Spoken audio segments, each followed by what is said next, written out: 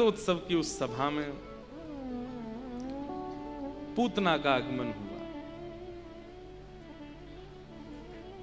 राक्षसी बाधा केवल संसारी व्यक्ति को ही आती है ऐसा नहीं है, वैष्णवों को भी आती है। और वैष्णवों के जीवन में आने वाली जो बाधा हैं वही राक्षस रूप में श्री कृष्ण जन्मोत्सव में आ रही हैं। ठाकुर जी के संपूर्ण जीवन काल में जितने राक्षस आए, एक प्रकार से सब लोग बहुत ध्यान से सुनो, भगवान के जीवन काल में जितने राक्षस आए, ये राक्षस आगमन एक प्रकार से संकेत है आप लोगों को,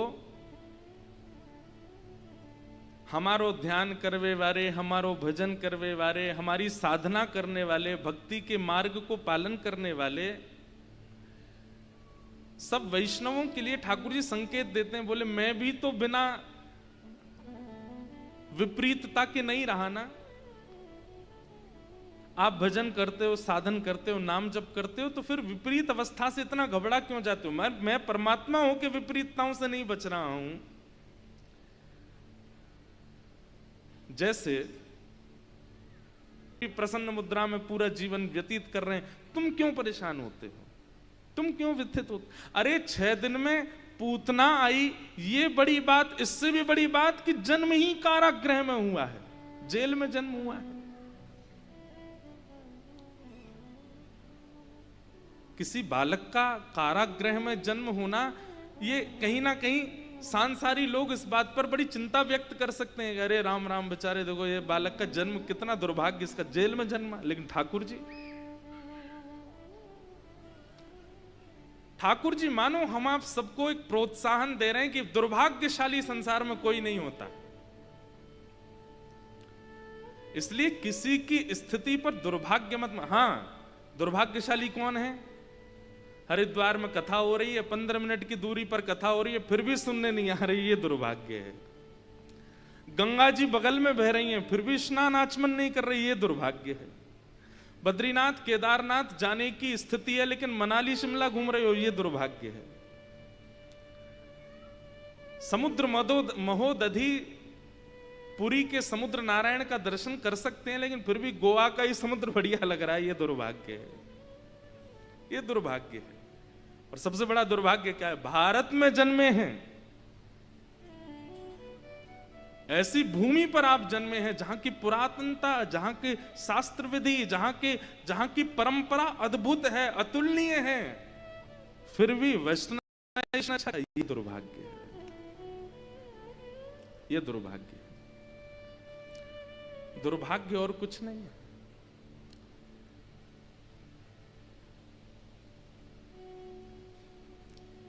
जन्म लिया, बालक ने, माता पिता चले गए, अरे दुर्भाग्यशाली। ठाकुर जी जन्म लेते ही माता पिता से दूर हो, अन्य माता पिता के पास रहे, इसको दुर्भाग्य कैसे कह सकते हैं? ठाकुर जी के संग भी तो हुआ। 6 दिन के ठाकुर जी 6 दिन के बालक को गोद में रखती है दुनिया, 6 दिन के बालक को पलना झुलाती है, पलकों पर रखते हैं, पर 6 दिन के बालक को पूतना लेके आकाश में चली गई, विष पिला दिया।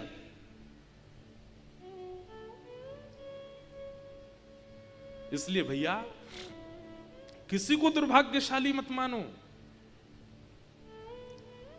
दुर्भाग्यशाली उसको मानो जो सब व्यवस्था पाते हुए भी उन व्यवस्थाओं से भगवत प्राप्ति नहीं कर रहा है, वो दुर्भाग्यशाली।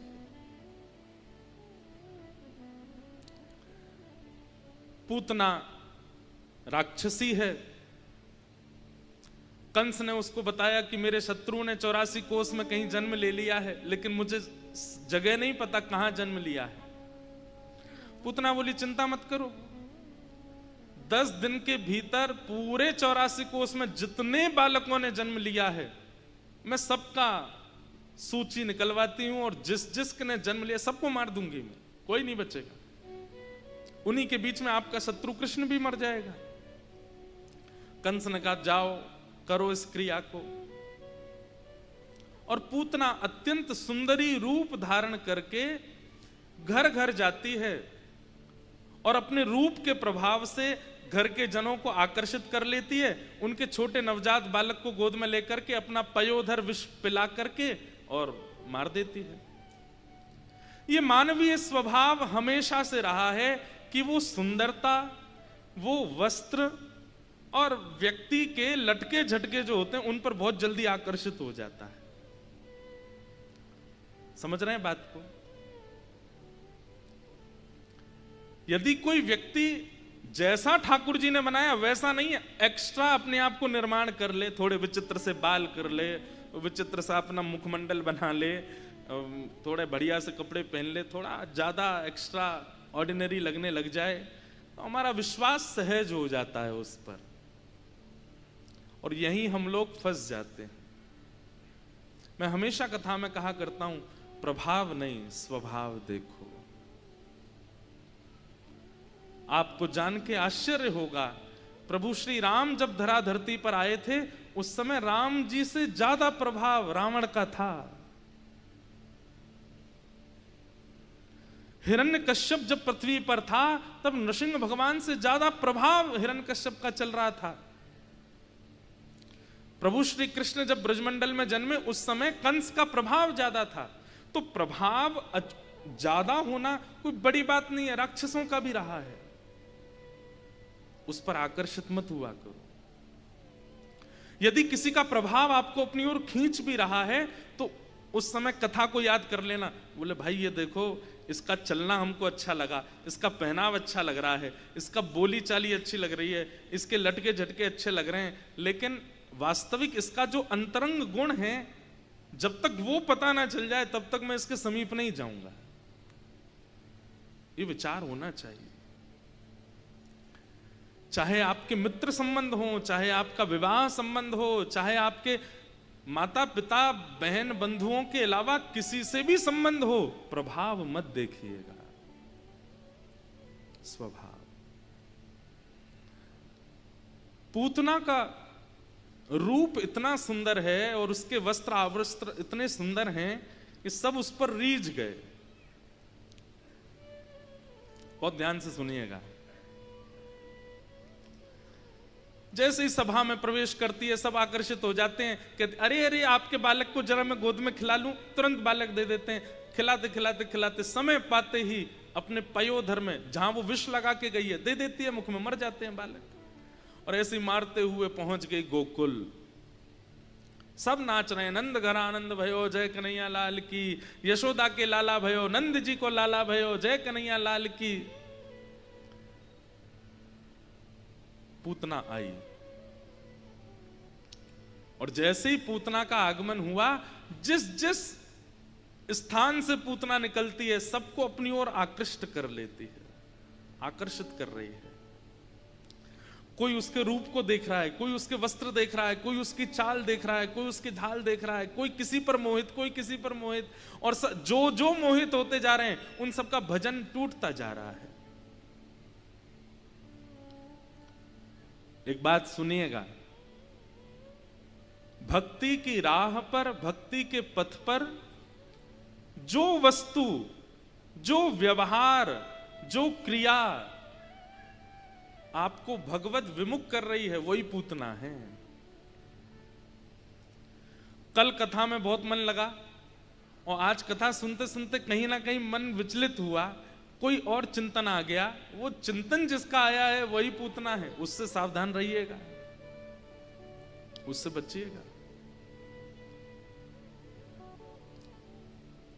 समझ में आ रही है बात?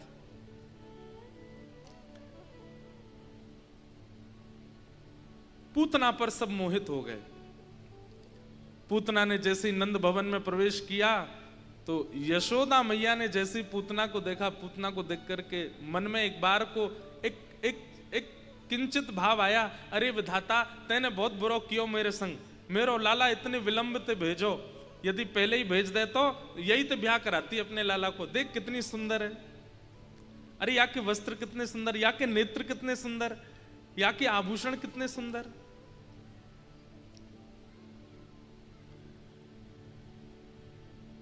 पूतना को देख करके यशोदा मैया भी बोल पड़ी, अरे बहन तुम बड़ी सुंदर हो, कहां से आई हो? पूतना ने अपना ऐसे कोई परिचय दिया, पास के गांव से आई हूँ, आपके लाला भयो, तुम्हें तो रोक ही नहीं पाई, मैं तो मिलवे आई हूँ या देखवे आई हूँ। अरे तुम्हारो ही लाला है, लो अपनी गोद में लो।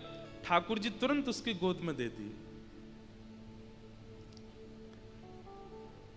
बंधुओं, यहां पर बहुत प्रकाश डालते हुए श्री वेदव्यास जी महाराज कह रहे हैं कि पूतना के रूप, स्वरूप, व्यवहार, स्थिति सबको आकर्षित कर ले गई, लेकिन जिनको आकर्षित करना चाहिए था वो आकर्षित नहीं हुए। साक्षात कितना बड़ा सौभाग्य है पूतना का कि उसकी गोद में परमात्मा है, लेकिन ठाकुर जी गोद में जाते ही नेत्र बंद कर लेते हैं और अपने छोटे छोटे भुजाएं ऐसे हाथ ऊपर और रख लेते हैं कि कहीं इसकी छाया भी नहीं आवे हमारी आंखन पे। आप अपने गुण, व्यवहार और लोक रंजन की स्थिति से संसार को तो रिझा लोगे, संसार को रिझाना। और एक बात और बताएं आपको, जैसे जैसे समय आगे बढ़ता जा रहा है, सोशल मीडिया का टाइम बढ़ता जा रहा है, दुनिया को रिझाना कोई बहुत बड़ी बात नहीं। आज बेसुरा गाकर के भी रिझाया जा रहा है, उल्टा सीधा नाच के भी रिझाया जा रहा है, अस्त व्यस्त कपड़े पहन के भी रिझाया जा रहा है, लोगों के सामने उल्टे सीधे काम करके वीडियो बना करके भी रिझाया जा रहा है। अंगूठा छाप, बिना पढ़े लिखे फालतू के काम करने वाले लोगों के भी 1-1 करोड़ फॉलोअर हैं। कोई बड़ी बात नहीं है दुनिया को रिझाना। एक बात बोल दूं कान पकड़ के सॉरी बोलते हुए, ये सब पूतना है, इनसे सब रीझ रहे हैं, इनसे सब रीझ रहे हैं।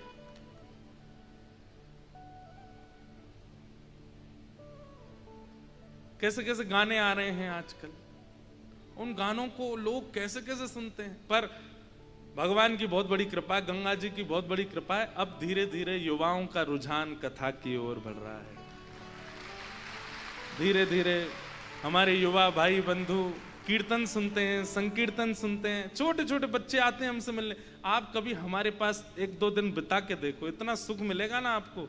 इतने युवा आते हैं, इतने छोटे छोटे बच्चे। हमारे राम जी महाराज आज इतने खुश हो रहे हैं, बोले भैया इतना अच्छा लगता है, कितने युवा आते हैं और बिल्कुल एकाग्रचित्त। तो मैंने कहा भैया बस नजर नहीं लगे, ये सुनते रहें, क्योंकि युवाओं का थोड़ा हमको एक पाया ढीला ही लगता है इनका।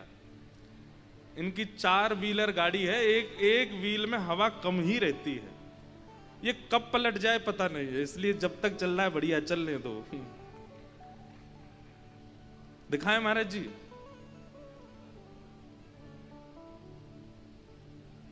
हो बाला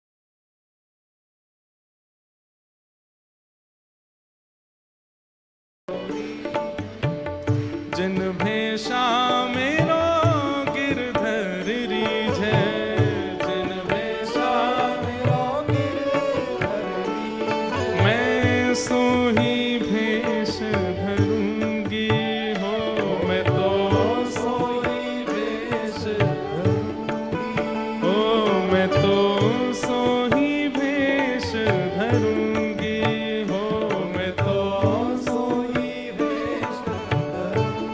अरे हाँ मैं बैरागन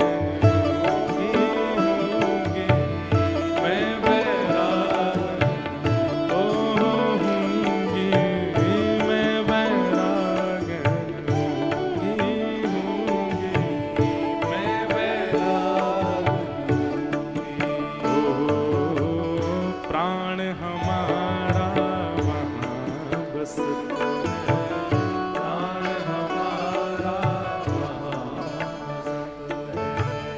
यहाँ तो खाली हो, यहाँ तो खाली हो, मात पिता परिवार सोई है, मात पिता मात पिता परिवार सोई है, मात पिता परिवार सोई है। ओ कहिए तिनका तो भला, कहिए तिनका तो हाँ भला, कहिए तिनका तो भला, कहिए तिनका तो। अरे हाँ मैं बैरागन होंगे, मैं बैराग। मीराबाई की इस पद की सबसे अच्छी बात पता है क्या है? जिन भेषा मेरो गिरधर रीझ, जिन भेषा मेरो, जिन भेषा मेरो सांवरो रीझ, वैसा मेरो सावरो रीझ। मैं सोही भेष धरूंगी हो, मैं तो सोई वेश धरूंगी। अरे हाँ मैं बैरागन होंगी, मैं बैरागन होंगी, मैं बैरागन होंगी, मैं बैरागन। बैठ जाओ। तो पूतना का स्वरूप क्या है? जिस भेष से संसार रीझे, जिस भेष से दुनिया रीझे, जिस क्रिया से, जिस कर्म से सब मेरे को देखें, ये पूतना का स्वरूप है, ये पूतना का स्वभाव है। और मेरी ऐसी कोई क्रिया, मेरा ऐसा कोई गुण, मेरा ऐसा कोई स्वरूप जिससे ठाकुर जी रीझ जाएं, वो वैष्णव है, वही भक्ति पथ है। बंधुओं, अपने गुण, कर्म, रूप, स्वभाव, बौद्धिक विचार, किसी भी एक वस्तु को ठाकुर जी को अर्पित करो। इससे केवल इन्हीं को रिझाना है, दुनिया को नहीं। जैसे कोई भी हम प्रसाद सिद्ध करते हैं तो ठाकुर जी को निवेदित होने से पहले कोई और छू नहीं सकता उसको, नहीं तो ठाकुर जी को भोग नहीं लगेगा। अगर आप कोई मिठाई लेकर के आए और घर के बच्चे अगर उसको पहले खा लें तो ठाकुर जी को भोग नहीं लगती, झूठी हो गई। ठीक वैसे ही अपने भी जीवन की किसी एक वस्तु को उच्छिष्ट मत होने दो, दुनिया के झूठेपन से उसको दूर रखो। वो केवल ठाकुर जी के लिए है। वो कोई गुण भी हो सकता है, कोई विचार भी हो सकता है, कोई स्वभाव भी हो सकता है, किसी का रूप भी हो सकता है, किसी के कला भी हो सकती है। कोई कला, कोई ऐसी कला जिसको आपके घर के माता पिता भी नहीं जानते, वो कला केवल ठाकुर जी के लिए है। कोई ऐसा गुण जो आपका संबंधी भी नहीं जाता, साथी भी नहीं जानता, वो केवल ठाकुर जी के लिए है। आपके उसी गुण, उसी कर्म, उसी कला से आपको भगवत प्राप्ति हो जाएगी, निश्चित है। उसको उच्छिष्ट मत करो।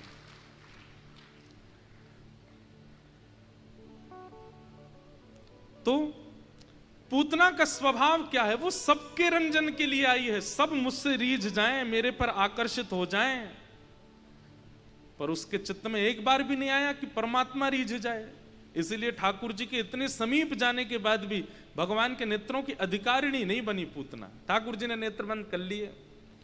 यशोदा मैया किसी कारण से थोड़ी बाहर गई, पूतना ने तुरंत योजना बना करके अपना पयोधर जैसे ही भगवान के मुख में दिया, आहा, ठाकुर जी ने उसका पयोधर पीना प्रारंभ किया। पहले तो भगवान धीरे धीरे पीते रहे और थोड़ी देर बाद जैसे ही ठाकुर जी को लगा कि भाई, अच्छा, इसके पीछे सुबोधनी जी में श्रीमद वल्लभाचार्य जी महाराज वर्णन करते हैं कि ठाकुर जी ने पहले उसके दुग्ध को पिया, फिर उसके पयोधर पर लगे विष को पिया, उसके रसतत्वों को पिया, उसके पुण्यों को पिया, उसके पापों को पिया, और अंत में गाढ़म कराभ्याम भगवान प्रपीड्य तत् प्राणै समम रोष समन्वितो पिबत समुंच मुंचाल मित प्रभाषणी निष्पीड्यमाना खिल जीव वर्मणि। अब यहां पर एक बात आती है कि ठाकुर जी ने पूतना के प्राण क्यों पिए? पी गए ठाकुर जी उसके प्राणों को। कह रहे हैं ठाकुर जी उसके प्राण पी रहे हैं। एक प्रकार से पी रहे हैं का मतलब क्या है? स्वीकार कर रहे हैं, अपने भीतर धारण कर रहे हैं। बोले पूतना इतनी पवित्रा नहीं है, पूतना इतनी शुभ नहीं है, पूतना इतनी अच्छी नहीं है, ठाकुर जी उसके प्राण क्यों पी रहे हैं? तो हमारे श्रीमद् वल्लभाचार्य जी महाराज इसका कितना सुंदर उल्लेख करते हैं। बोले कि भैया ठाकुर जी पूतना के प्राण नहीं पी रहे हैं, तो बोले ये जितने बालकों को मार करके आई थी उन सब के प्राण इसके भीतर थे, उन सब के प्राण निकाल रहे हैं। ठाकुर जी ने जैसे ही पूतना के प्राणों को पिया, पूतना के भीतर से प्राण निकाले। अब देखो एक बात सुनो, कहते हैं कि नंदोत्सव 6 महीने तक चलता रहा और पूतना कब आ गई? 6वें दिन ही आ गई थी ठाकुर जी के जन्म के बाद। और पूतना ठाकुर जी के पास आने से पहले 150 से ज्यादा बालकों की हत्या करके आई है। 84 कोस के ब्रजमंडल में 150 बालक मर जाएंगे तो फिर ब्रजमंडल उत्सव मनाएगा? नंदोत्सव मनाएगा? नहीं। इतने बालक मर गए थे तो ठाकुर जी ने पूतना के भीतर से उन समस्त बालकों के प्राण निकाल करके पुनः उनको जीवित किया। तो जिन जिन घरों के बालक मरे वो सब व्याकुल हो गए थे, लेकिन थोड़ी देर में ही उनके बालक जीवित जब होने लगे तो ठाकुर जी का उत्सव और प्रगाढ़ हो गया। वे सब भी नाचने लगे, अरे भैया ये नंद जी के लाला की कृपा है, वो जब ते आयो ब्रज में, देखो हमारे बालकन की श्वास रुक गई, धड़कन रुक गई, लेकिन फिर जीवित है गए। इसलिए वह उत्सव 6 महीने तक और चलता रहा। सब लोगों को विश्वास हो गया कि नंद जी को जो लाला है ये कोई शुभ संकेत है। ठाकुर जी ने उनके प्राण निकाले और पूतना अपने रूप में आ गई। विशाल उसका भयंकर मुख, बड़े बड़े सींग प्रकट हो गए, नाखून प्रकट हो गए। राक्षस का जो स्वरूप होता है अपने रूप में, जैसे ही वो आई ठाकुर जी ने अब अपने हाथ हटाए, अब देखा पूतना को। इसके पीछे हमारे आचार्य चरण क्या कहते हैं, बहुत ध्यान से सुनिएगा। जिस प्रकार विदेश पढ़ने के लिए गया हुआ बालक 2 साल बाद लौट करके आता है, 3 साल बाद लौट के आता है या 5 साल बाद लौट के आता है, और मां को यदि अपने बालक के स्वभाव व्यवहार में परिवर्तन दिखता है, अब वो पहले जैसा सहज नहीं है, पहले जैसा सरल नहीं है, पहले जैसा उसका स्वभाव नहीं, मां को बड़ी पीड़ा होती है। इसको मैंने चलना सिखाया, इसको बोलना सिखाया, इसको पढ़ा पढ़ा करके मैं इसको पास कराती थी स्कूल में, इसको इंजीनियर बनाया, विदेश भेजा, और आज ये इतना विपरीत होकर के आया है। अब हमारे पास बैठता नहीं, हमसे बोलता नहीं, बात करता नहीं, अब इतना बदल गया। माँ कहेगी नहीं पर उसको बहुत पीड़ा होती है। अरे ये तो मैंने बहुत लंबी बात बोल दी।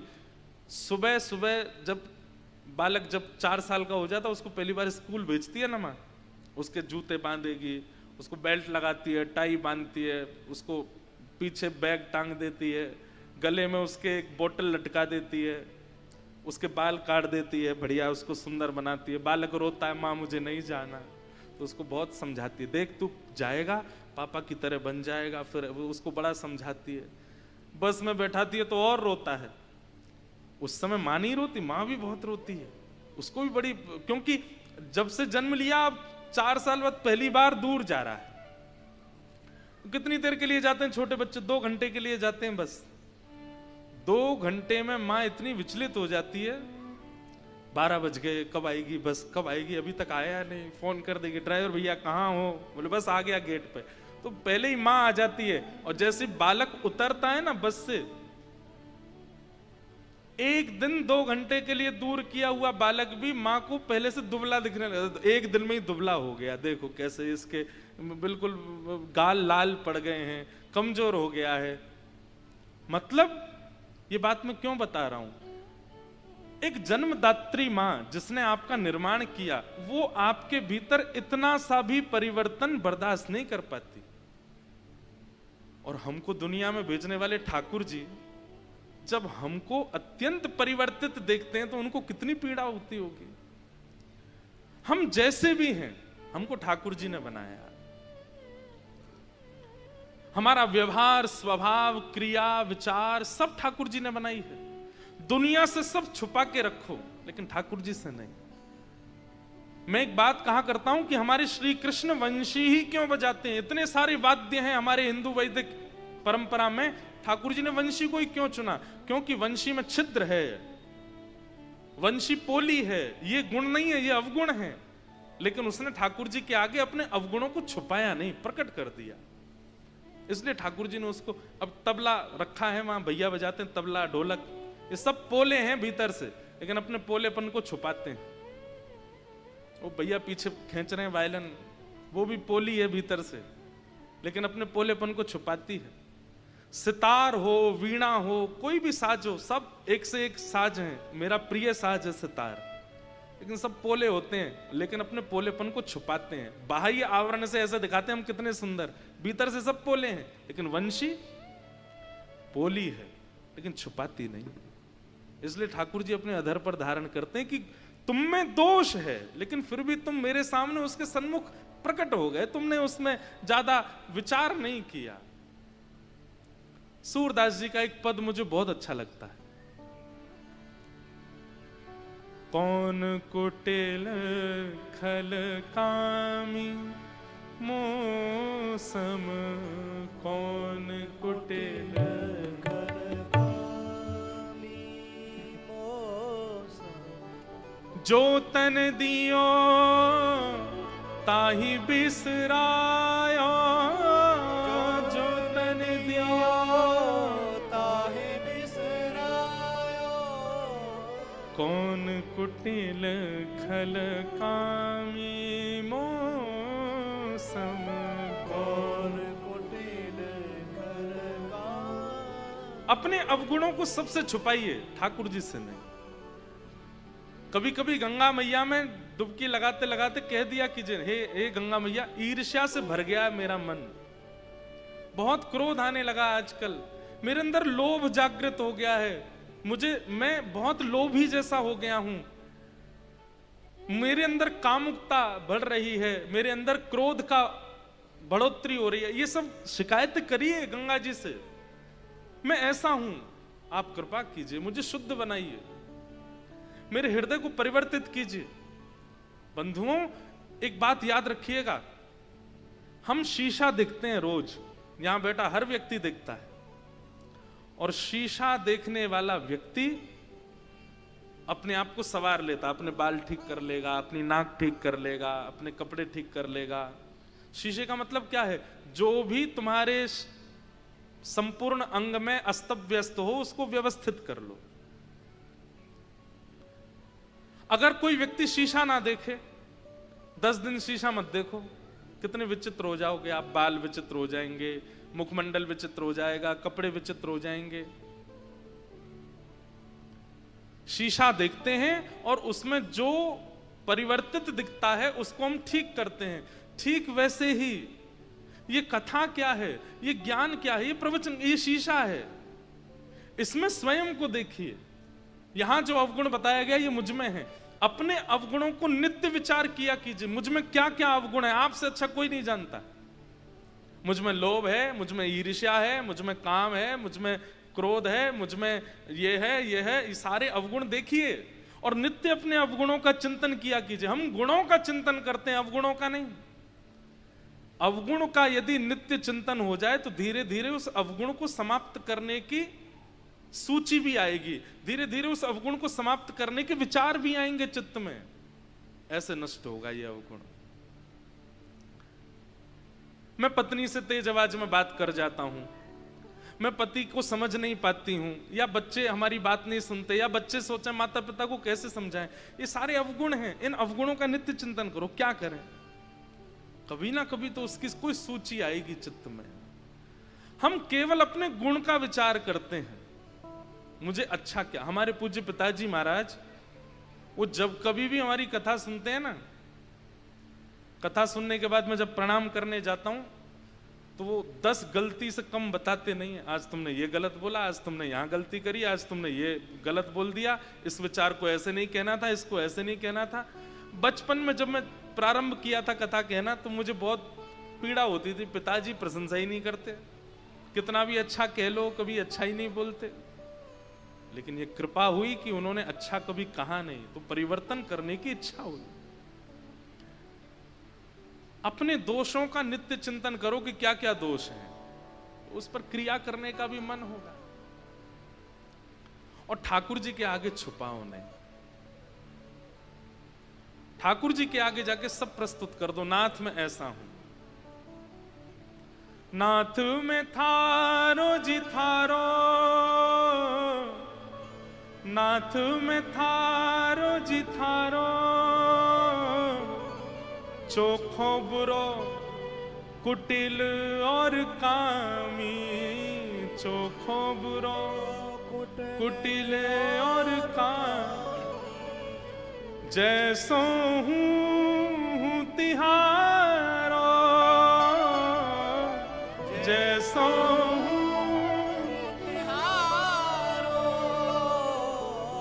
नाथ में थारो जी थारो, नाथ में थारो जी थारो,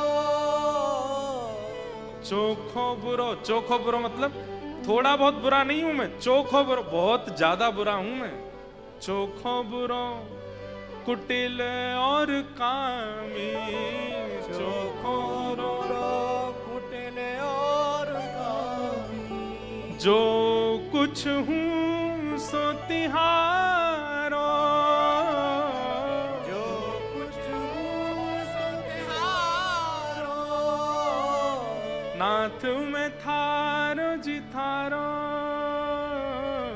नाथ में थारो जी थारो।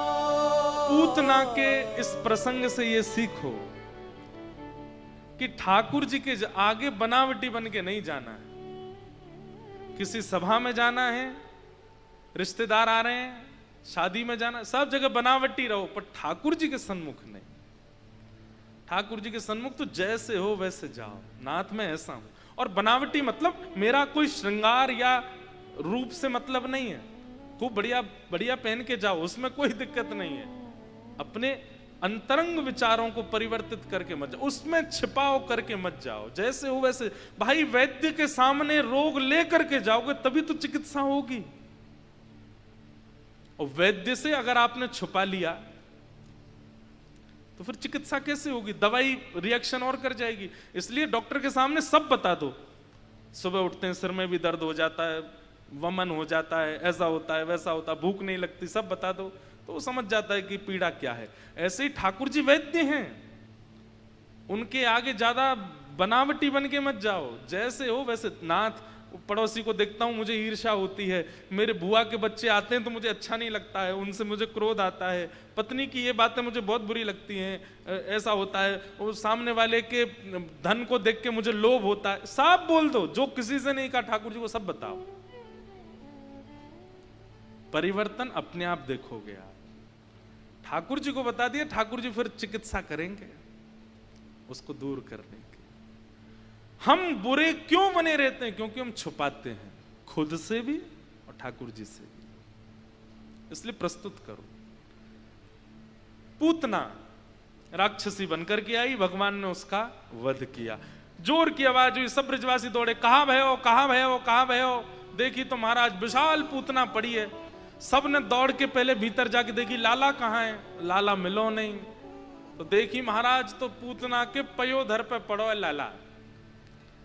सब ने जाकर के ठाकुर जी को वहां से उतारा, लेकर के गौशाला गए। गौमूत्रेण स्नापित्वा पुनर्गौरज सार्वकम, गौमूत्र से स्नान कराया, गौ की चरण रज को ठाकुर जी के 12 अंगों पर लगाया और गाय की पूंछ से ठाकुर जी को झाड़ा दिया। अब देखो एक बात हमारी सुनिएगा, गाय जानवर नहीं है, वैद्य है। कौन है? वैद्य।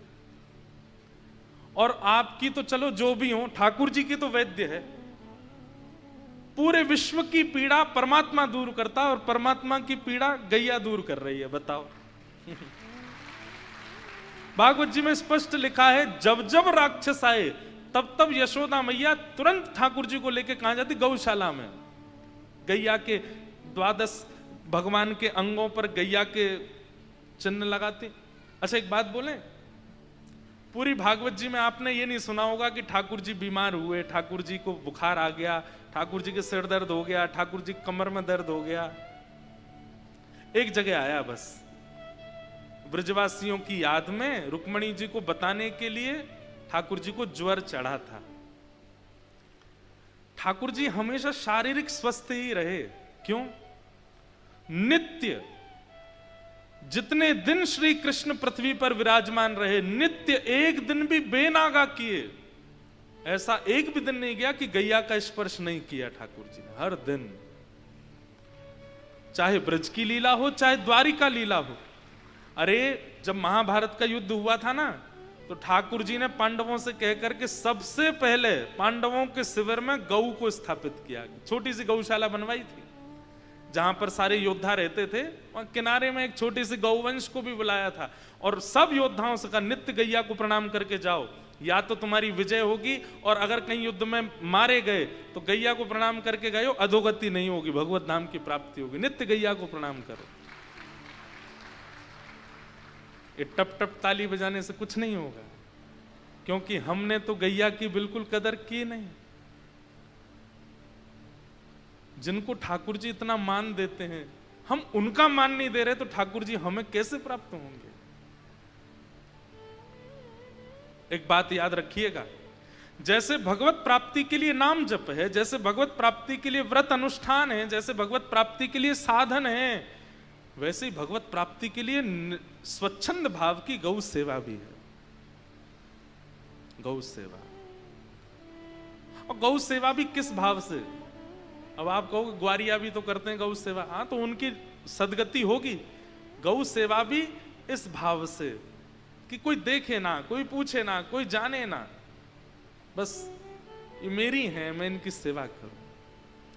मैं तो कथा में कहता हूं, जिसको गौमूत्र और गौ गोबर से घृणा होती है, ठाकुर जी को उससे घृणा होती है।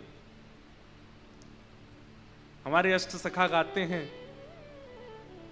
आगे गाय पाछे गाय, इत गाय उत गाय, गोविंद को गायन में बस वो ही भावे।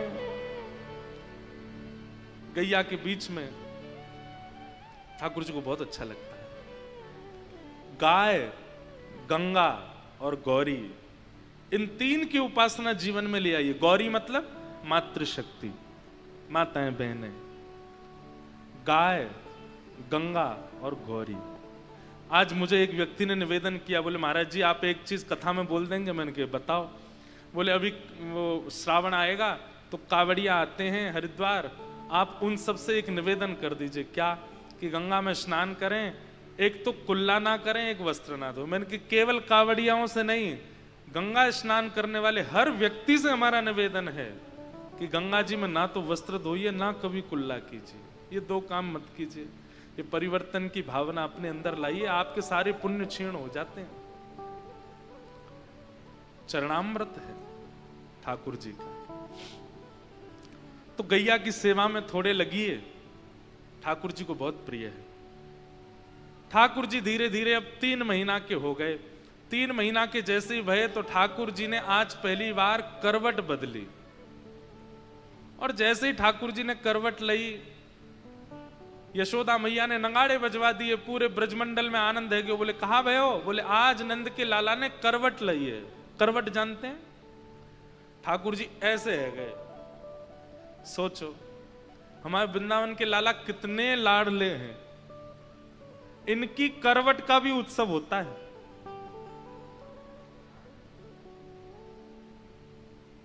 और करवट का उत्सव किस भाव से हो रहा है?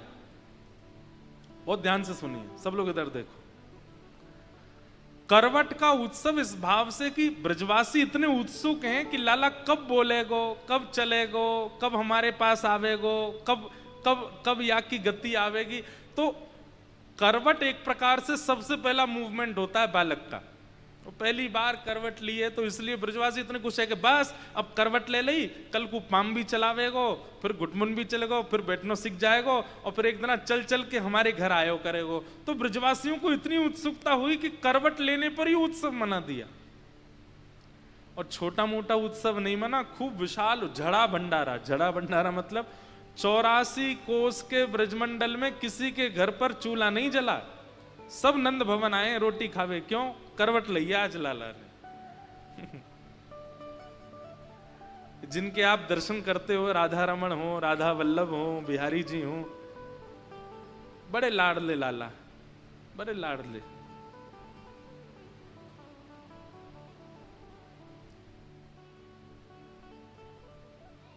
ठाकुर जी ने करवट ली,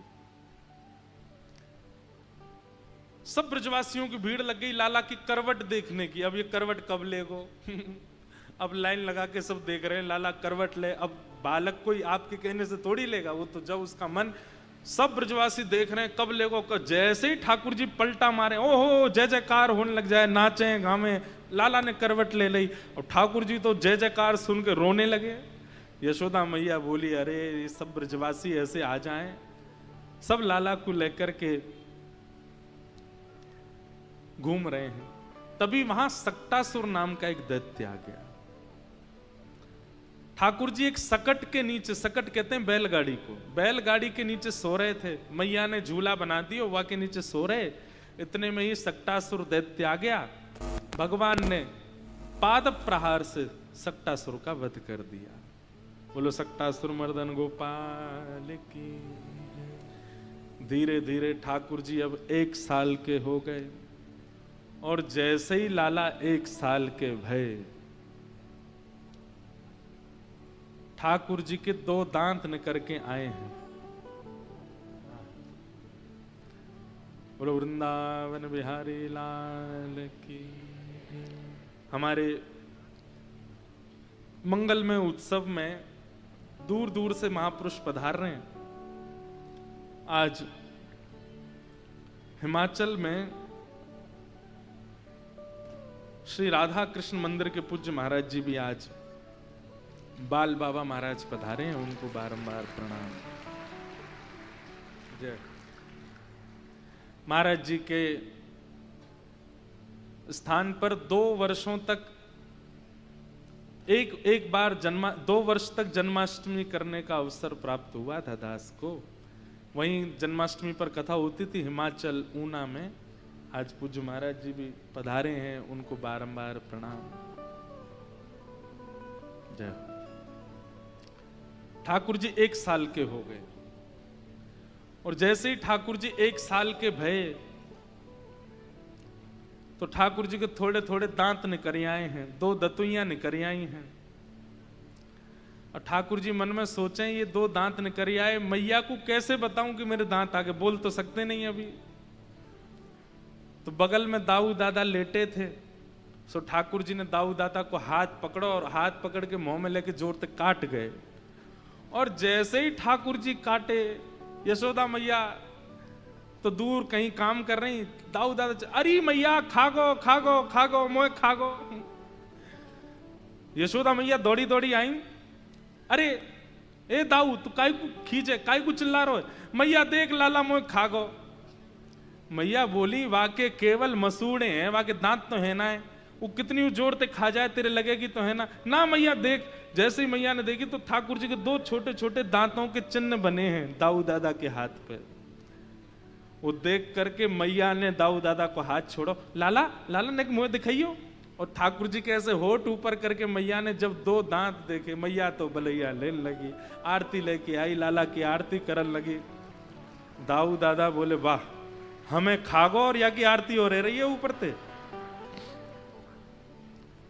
मैया ने जाके रोहिणी मैया को बताई, और मैया पूरे ब्रजमंडल में हवा की तरह बात फैल गई, लाला के 2 दांत निकल आए। अब तो ब्रजमंडल के सबरे ब्रजवासी आ गए, और सब आमे लाला ने हमू दिखाए थे कैसे दांत हैं तेरे। कोई अपनो हाथ कटवावे, कोई अपनी उंगली कटवावे, कोई अंगूठा कटवावे।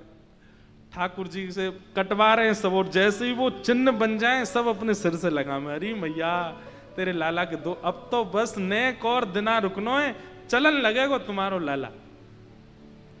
सब इतने प्रसन्न हैं।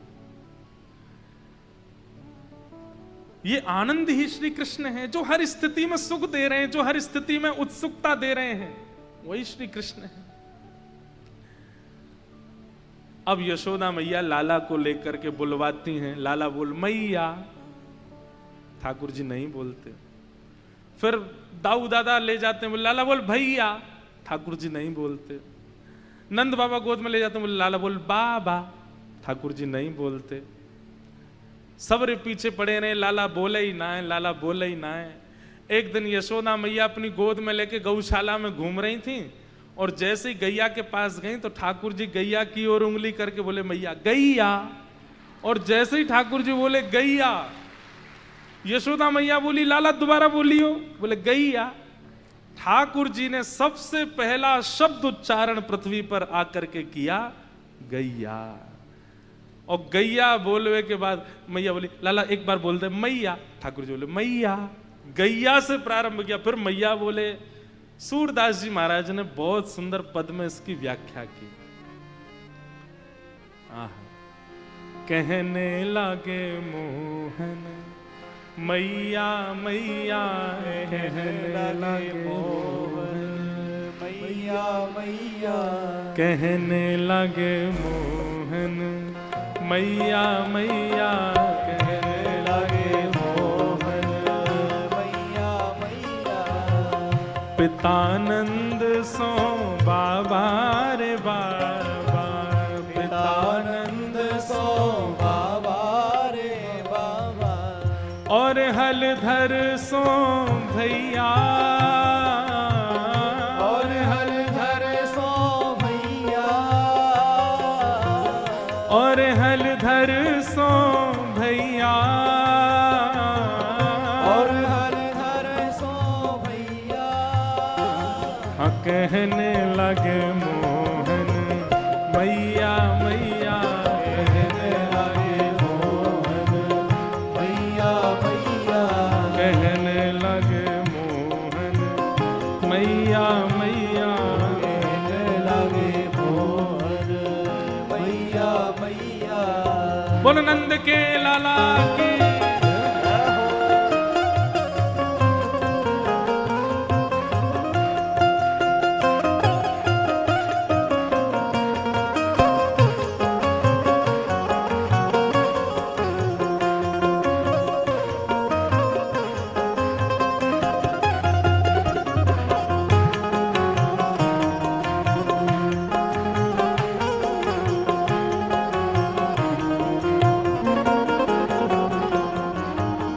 गोपी ग्वाल करत को तूहल, गोपी ग्वाल करत को तूहल, गोपी ग्वाल करत को तूहल। गोपी ग्वाल करत को तूहल।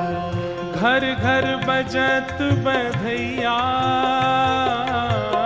घर घर बजत बधैया, घर घर बजत बधैया। ओ घर घर बजत बधैया। कहने लगे मोहन मैया मैया, कहने लगे मोहन मैया मैया, कहने लगे मोहन मैया मैया, कहने लगे मोहन मैया मैया। भाव का वर्णन करते हैं। यशोदा मैया अपनी उंगली पकड़वा देती है लाला को, और फिर धीमे धीमे चलना सिखावे, और चल करके थोड़ी दूर जाकर के मैया अपनी उंगली हटावे, और ठाकुर जी दोनों भुजा ऊपर करके धीमे धीमे चलना सीख रहे हैं। तभी एक खम्भ में मणि लगी है, और उस मणि में जैसे ही ठाकुर जी ने अपना प्रतिबिंब देखा, अपना प्रतिबिंब देख करके ठाकुर जी अपने को ही देख करके उसके सामने नृत्य कर रहे हैं, और सूरदास जी उसका वर्णन कर रहे हैं। हो मणिखम्मण प्रतिबिंब बिलोकत, मणिखम्मण प्रतिबिंब विलोकत, मणिखम्बन प्रतिबिंब बिलोकत, मणिखम्बन प्रतिबिंब विलोकत। नाचत कुंवर कन्हैया, नाचत कुंवर कन्हैया, नाचत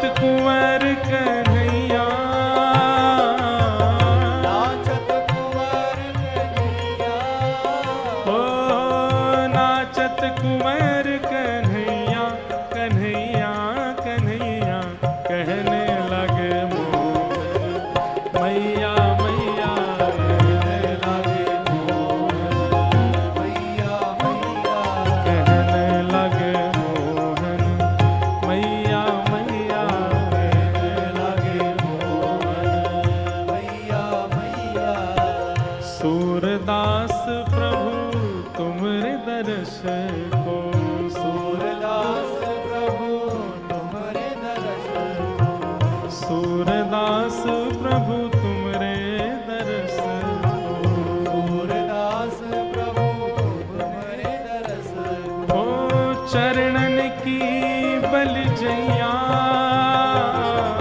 चरणन की बलजैया चरणन की बलजैया चरणन की बलजैया कहने लगे मोहन मैया मैया कहने लगे मोहन मैया मैया कहने लगे मोहन मैया मैया कहने लगे मोहन मैया मैया कहने लगे मोहन मैया मैया कहने लगे मोहन मैया मैया ठाकुर जी बोलने लगे। सब ब्रजवासियों को इतना सुख मिला, अब तो ब्रजवासियों की लाइन लग गई अपनो अपनो नाम बुलवा में। तोतली वाणी में ठाकुर जी सबका नाम बोलते हैं।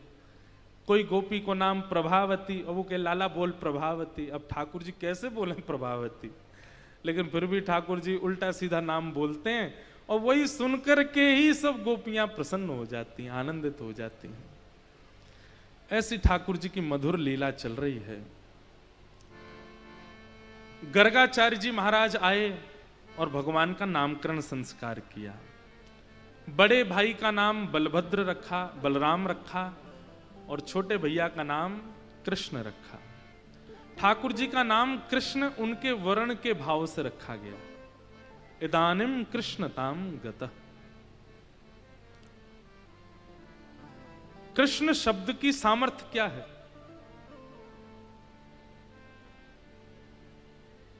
कृस्तु भूवाचक शब्द है। पृथ्वी के स्वामी को कृषि कहते हैं, और ण जो है वो निवृत्ति वाचक है। मतलब इस नाम को गाने वाला व्यक्ति निवृत्ति को प्राप्त होता है,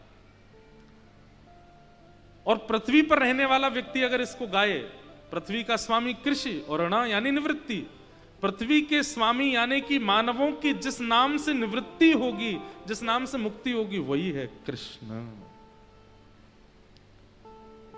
ठाकुर जी का नाम। लोग अधिकतर कृष्ण शब्द का उच्चारण गलत करते हैं। कई लोग कृष्ण कहते हैं, कई लोग कृष्णा बोलते हैं, कई लोग कृष्ण बोलते हैं। बहुत उच्चारण उसका शुद्ध नहीं कर पाते। शुद्ध उच्चारण कृष्ण। जय बोल वृंदावन बिहारी लाल। जय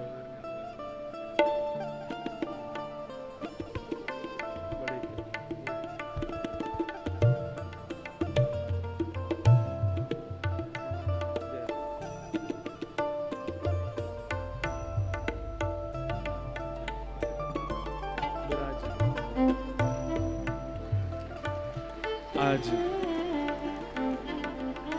परम आनंद की बात है हमारे मध्य में श्रीमद् रामचरितमानस एवं श्रीमद् भागवत कथा के बड़े प्रखर सरस प्रवक्ता, जो कि आपके यहीं हरिद्वार की भूमि में विराजते हैं, ऐसे परम पूजनीय वंदनीय श्री चिन्मयानंद बापू जी पधारे हैं। बहुत बहुत प्रणाम, बहुत बहुत वंदन। आप श्री का सानिध्य एक दो बार दास को प्राप्त हुआ है, पर आज प्रत्यक्ष कथा में आपका आगमन हुआ है। व्यास मंच से आपके मंगल भाव को बारंबार वंदन करते हैं। आपकी बहुत वर्ष पहले वृंदावन में कथा हुई थी, तब घर भी आना हुआ था और कथा में भी आपके दर्शन हुए थे। पर आज आपको प्रत्यक्ष यहाँ आपकी ही हरिद्वार में दर्शन करके खूब सुख मिल रहा है, खूब आनंद है। बोलो वृंदावन बिहारी लाल की। इदानीम कृष्ण ताम गतः, भगवान का नाम कृष्ण रखा गया। ठाकुर जी का नामकरण श्री गर्गाचार्य जी महाराज के द्वारा किया गया। धीरे धीरे ठाकुर जी अब 3 वर्ष के है गए, और जैसे ही लाला 3 वर्ष के भय हैं, इतने उद्यमी है गए हैं। एक बात सुनिएगा हमारी बहुत ध्यान से।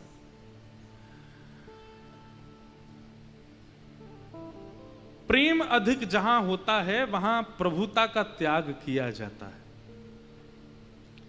प्रेम अधिक जहां होता है वहां अपनी पदवी का त्याग किया जाता है, और जहां प्रेम नहीं होता ना, वहां केवल प्रेम का आडंबर किया जाता है। ना तो प्रभुता छोड़ी जाती, ना अपनी पदवी का त्याग करता है। बहुत ध्यान से सुनिएगा।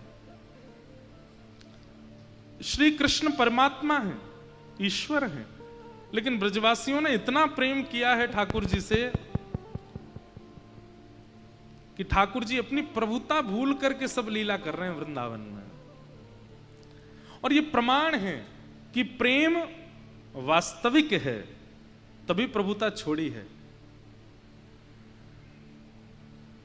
विश्वास मानिए, जहां व्यक्ति अपने आवरण से निकल ना पाता हो आपके व्यवहार से, तो समझो कि आपने प्रेम दिया नहीं। आपने इतना स्नेह दिया, इतना प्रेम दिया, इतना उसको रिझा लिया कि वो अपनी स्थिति से बाहर आकर के सहज हो गया। और ये सामर्थ्य ना तो ज्ञान में है, ना वैराग्य में, ये सामर्थ्य केवल प्रेम में है ऐसा कराने की।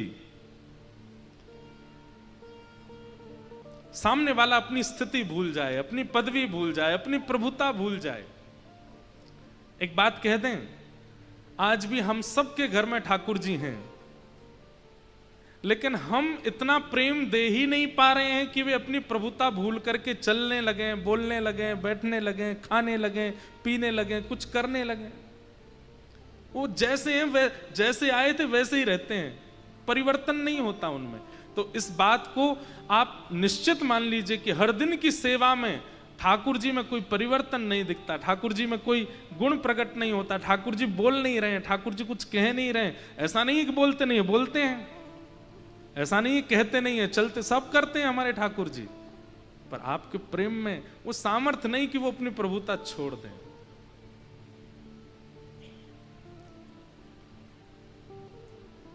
सूरदास जी में वो सामर्थ्य थी, इसलिए ठाकुर जी बोलते थे। कुंभन दास जी, उनकी लीला हम सुनते हैं। ठाकुर जी नित्य कुंभन दास जी के यहां जाते थे।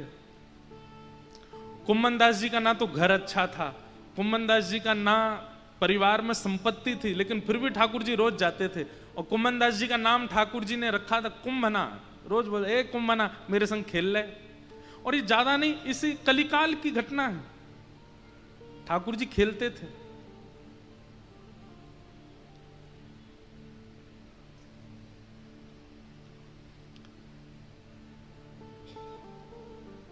हमारी स्थिति ऐसी बन नहीं पाई है अभी तक कि हम ठाकुर जी से कुछ बुलवा दें, कुछ कहवा दें। जैसे हैं यथावत रहते हैं ठाकुर जी।